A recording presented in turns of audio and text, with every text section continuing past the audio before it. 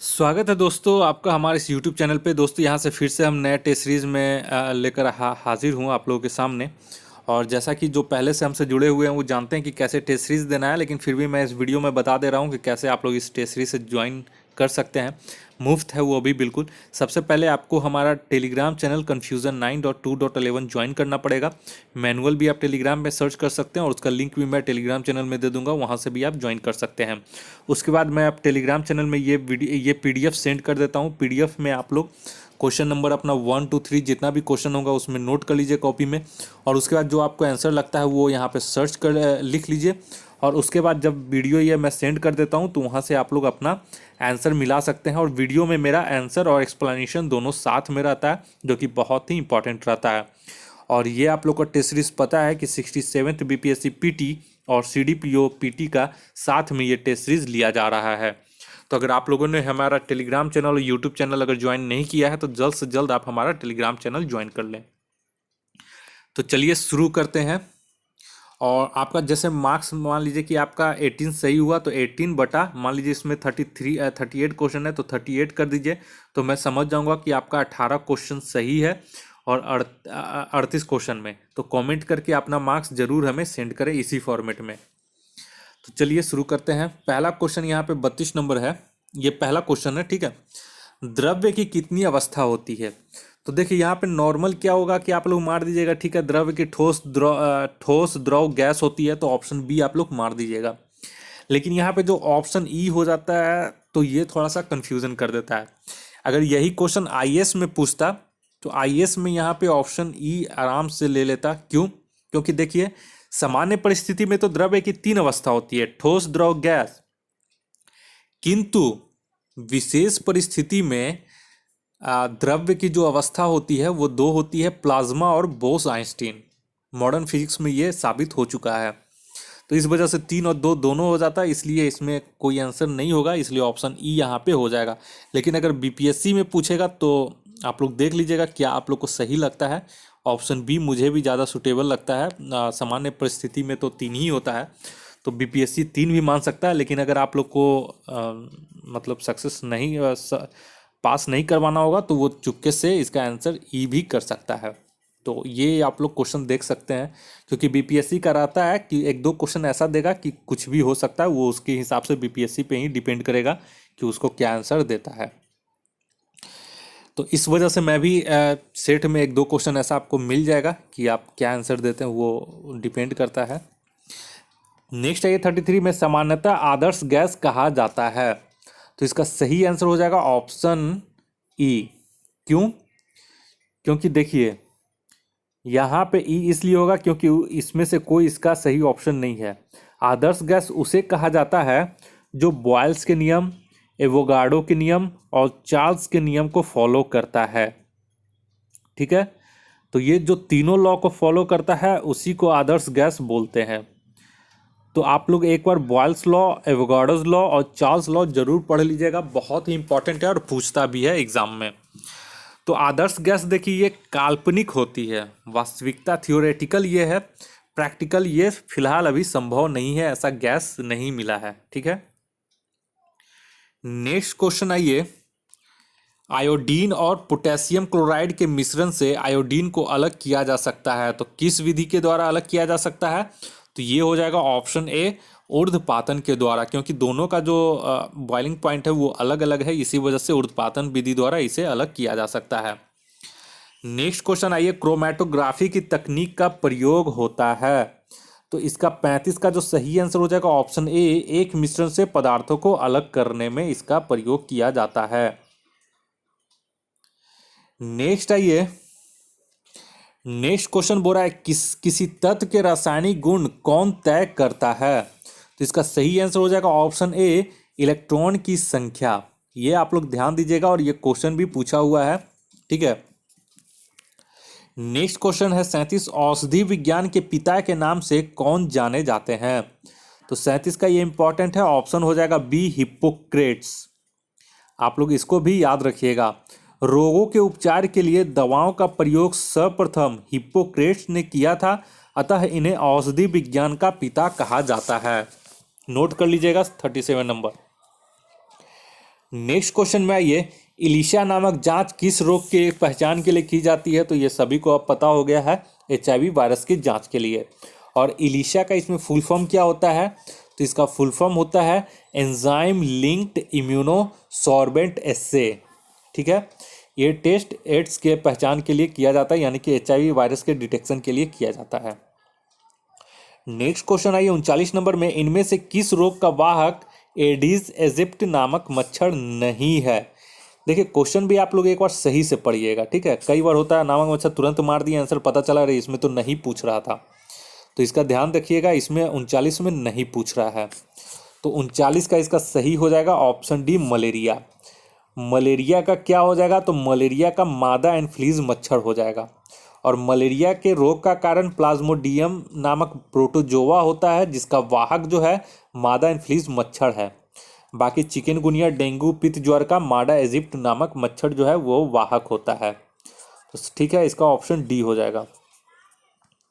Next आइए 40 number में, 40 बोरा दमा एवं गंजापन बीमारी की वजह क्या है? तो 40 का इसका सही आंसर हो जाएगा ऑप्शन ए, कवक। दमा एवं गंजापन कवक जनित रोग है। दमा रोग के कारक का नाम जो है वो एस्परजिलस फ्यूमिगेट्स है, जबकि गंजापन का टीनिया कैपिटिस है। नेक्स्ट 41 नंबर में, त्वचा स्तन मस्तिष्क में होने वाले कैंसर को क्या कहा जाता है? तो ये हो जाएगा ऑप्शन सी, कार्सिनोमा। ये सब देखिए कैंसर के कुछ 4 प्रकार होते हैं। एक है कार्सिनोमा कैंसर। कार्सिनोमा कैंसर में त्वचा स्तन मस्तिष्क तथा गर्भाशय में होने वाले कैंसर को कार्सिनोमा कैंसर कहते हैं। सार्कोमा कैंसर में यह रक्त पेशियों उपास्थि अस्थि में होने वाला कैंसर होता है। और एक है लिम्फोमा कैंसर, यह अस्थि मज्जा, प्लीहा, यकृत आदि में होता है। और एक है ल्यूकेमिया, जो कि बहुत ही कॉमन है, ये आपका WBC की संख्या के अत्यधिक बढ़ने के कारण उत्पन्न होता है। तो ये सब कैंसर के ही प्रकार हैं इसमें जो भी ऑप्शन दिए गए हैं। नेक्स्ट क्वेश्चन आइए, नेक्स्ट क्वेश्चन बोल रहा है, मनुष्य के आहार नाल की लंबाई होती है? तो 42 का इसका हो जाएगा ऑप्शन बी, करीब करीब 30 फीट, जो मुख से गुदा तक फैली होती है। ठीक है, नेक्स्ट आइए, मम्प्स क्या है? तो मम्प्स यह एक बीमारी है। मम्प्स या इसको गलसुआ भी बोलते हैं, ये पैरामिक्सो वायरस के द्वारा होती है, जिसमें पैरोटिक ग्रंथि में सूजन, जलन व दर्द होने लगता है। नेक्स्ट है ये 44 ने, लार में मुख्यतः कितने प्रकार के पाचक एंजाइम पाए जाते हैं? तो इसका सही आंसर हो जाएगा ऑप्शन ए, 2। ठीक है, 2 प्रकार के पाचक एंजाइम कौन कौन? तो टाइलिन और लाइसोसोम पाए जाते हैं। और मेढक और व्हेल में कोई भी लार ग्रंथियां नहीं पाई जाती। नेक्स्ट क्वेश्चन आइए 45 में, बोरा निम्नलिखित में सत्य कथनों को पहचाने। तो इसमें से सभी जो कथन है वो सत्य हैं, इस वजह से इसका ऑप्शन ई हो जाएगा। नेक्स्ट आइए 46 नंबर में, 46 बुरा विटामिन ए का संश्लेषण गृह है। तो विटामिन ए का संश्लेषण गृह कौन है? तो ये हो जाएगा ऑप्शन बी, यकृत यानी कि लीवर। ठीक है, और यकृत जो है वो मानव शरीर का सबसे बड़ी ग्रंथि होता है। यकृत विटामिन ए का संश्लेषण भी करता है तथा यह ग्लूकोज को ग्लाइकोजन के रूप में भी संचित रखता है। नेक्स्ट क्वेश्चन आइए 47 में, इनमें से किसे कोशिकीय ईंधन भी कहा जाता है? तो 47 का ये हो जाएगा ऑप्शन डी, ग्लूकोज को। ग्लूकोज का ऑक्सीजन की उपस्थिति में ऑक्सीकरण होता है, जिससे ऊर्जा विमुक्त होती है, और इसी कारण ग्लूकोज को कोशिकीय ईंधन भी कहा जाता है। नेक्स्ट आइए 48 में, 48 बोला, दिन में आकाश का रंग नीला दिखाई देना प्रकाश के किस क्रिया के द्वारा होता है? तो ये हो जाएगा ऑप्शन ए, प्रकीर्णन यानी कि स्कैटरिंग ऑफ लाइट के कारण। नेक्स्ट क्वेश्चन आइए 49 में, 49 बोला, व्यतिकरण के कारण, व्यतिकरण के उदाहरण क्या हैं? तो इसमें से जो सभी हैं ये व्यतिकरण के उदाहरण हैं, तो ऑप्शन ई इसका हो जाएगा, ABC। ठीक है, तो ऑप्शन ई इसका सही आंसर हो जाएगा। नेक्स्ट आइए 50 में, 50 बोला, परमाणु घड़ी किसके संक्रमण पर आधारित होता है?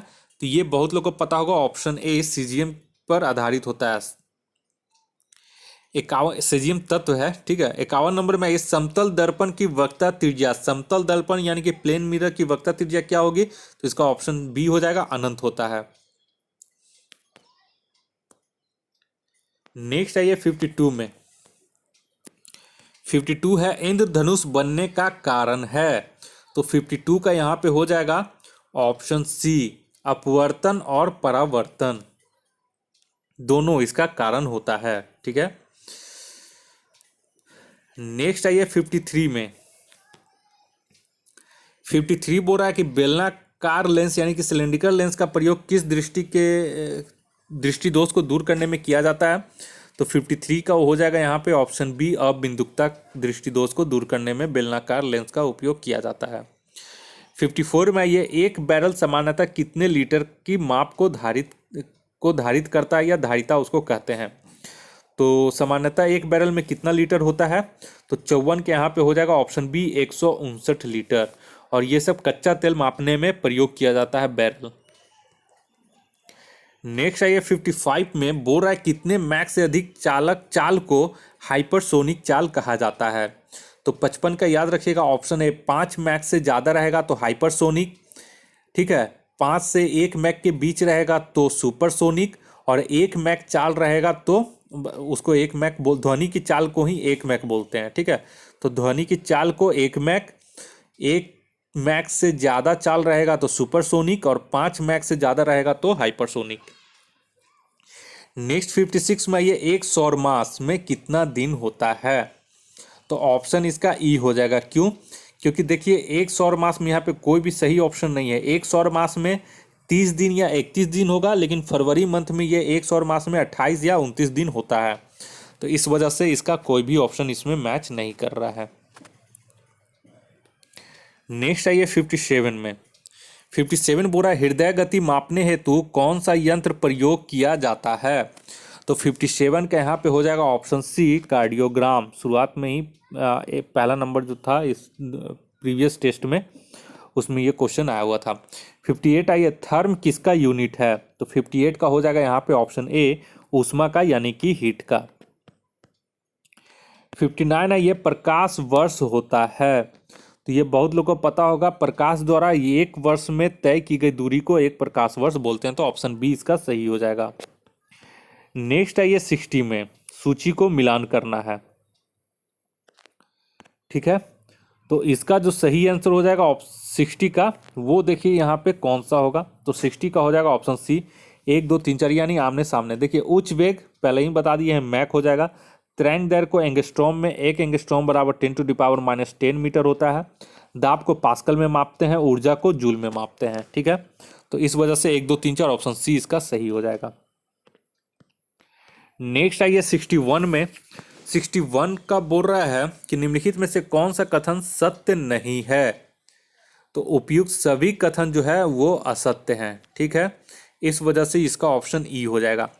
चाल सदिश राशि नहीं है, चाल एक अदिश यानी कि स्केलर राशि है। विस्थापन अदिश नहीं सदिश राशि है यानी कि वेक्टर क्वांटिटी है। दूरी जो है सदिश राशि नहीं बल्कि ये एक वेक्टर क्वांटिटी यानी कि स्केलर क्वांटिटी यानी कि अदिश राशि है दूरी। ठीक है, विस्थापन जो हो जाएगा, विस्थापन आपका सदिश राशि होता है। विस्थापन का मान सिर्फ धनात्मक होता है जो कि गलत है। विस्थापन का मान धनात्मक, ऋणात्मक और जीरो तीनों होता है। नेक्स्ट आइए 62 में। बोरा त्वरण का ऐसा ही मात्रक होता है तो मीटर पर सेकंड स्क्वायर होता है, तो किस में है। तो देखिए यहाँ पे ऑप्शन बी है, 62 का बी हो जाएगा सही आंसर। नेक्स्ट आइए 63 में। v = u + at में v क्या है। तो v हो जाए u होता है प्रारंभिक वेग, v होता है अंतिम वेग। तो ऑप्शन सी इसका सही हो जाएगा। और t यहाँ पे एक्सीलरेशन हो जाएगा यानी कि त्वरण। सॉरी, t यहाँ पे टाइम है और a जो है यहाँ पे त्वरण होता है। ठीक है, 64 में आइए। 64 बोरा भारत में विकसित प्रथम बौनी धान की किस्म क्या है। तो ये हो जाएगा ऑप्शन बी, जया। 64 का बी हो जाएगा जया। और भारत में विकसित प्रथम बौनी धान यही है जया, जो चावल अनुसंधान निदेशालय द्वारा विकसित किया गया था। 65 नंबर में आइए। मच्छरों में नियंत्रण हेतु प्रयोग होने वाली कीट भक्षी मछली कौन सी है। तो ये गैम्बूसिया है, जो कि बहुत बार एग्जाम में पूछ चुका है, गैम्बूसिया। 66 में आइए। फसल लॉगिंग विधि क्या होती है। तो फसल लॉगिंग विधि क्या होती है। तो 66 का इसका ऑप्शन ए हो जाएगा। फसलों उत्पादन के लिए पोषक तत्वों की आवश्यकता जानने के लिए पौधों का विश्लेषण करना। तो यहाँ पे देखिए, फसल लॉगिंग विधि के द्वारा फसलों में विभिन्न पोषक तत्वों की मात्रा का विश्लेषण किया जाता है। और क्लीमेंट ने 1960 में फसल लॉगिंग के द्वारा फसलों में आवश्यक पोषक तत्वों का विश्लेषण किया था। नेक्स्ट आइए 67th में कि हरित क्रांति में अधिक उपज देने वाली उन्नत बीजों का प्रयोग हुआ, जिसके लिए क्या आवश्यक था। तो 67 का हो जाएगा बी, अधिक उर्वरक और अधिक पानी की आवश्यकता थी। नेक्स्ट आइए 68 में, 68 बोल रहा है निम्नलिखित में से कौन सा कारक जलवायु परिवर्तन का संकेतक नहीं है। तो 68 का यहाँ पे हो जाएगा ऑप्शन डी, दीर्घकालीन परिवर्तन इसका संकेतक नहीं है। 69 आइए और इस टेस्ट का आखिरी क्वेश्चन है, विश्व की सबसे बड़ी पुष्प कौन सी है। तो ये सबको पता होगा। 69 का हो जाएगा ऑप्शन ए, रेफ्लेसिया। ठीक है। हाँ, और यह मुख्यतः जो है मलेशिया, इंडोनेशिया और सुमात्रा द्वीप और बेंकुलू के वर्षावनों में ये पाया जाता है। तो चलिए, बहुत जल्द मिलते हैं नेक्स्ट टेस्ट में। अगर आपने हमारा अभी तक टेस्ट सीरीज ज्वाइन नहीं किया है तो जल्द से जल्द ज्वाइन कर दें। और कुछ दिनों के 1-2 दिनों के बाद फिर मैं फुल टेस्ट लूँगा अपने टेलीग्राम चैनल पे। तो उसका भी PDF मैं बहुत जल्द सेंड कर दूंगा, जिसमें 150 क्वेश्चन रहेंगे CDPO और 67th BPSC PT के लिए। तो आप लोग अगर मुफ्त में तैयारी करना चाहते हैं तो जल्द से जल्द हमारे टेलीग्राम चैनल और यूट्यूब चैनल को सब्सक्राइब कर लें। इस वीडियो को देखने के लिए आप लोग का बहुत बहुत शुक्रिया। आपका दिन मंगलमय हो। धन्यवाद।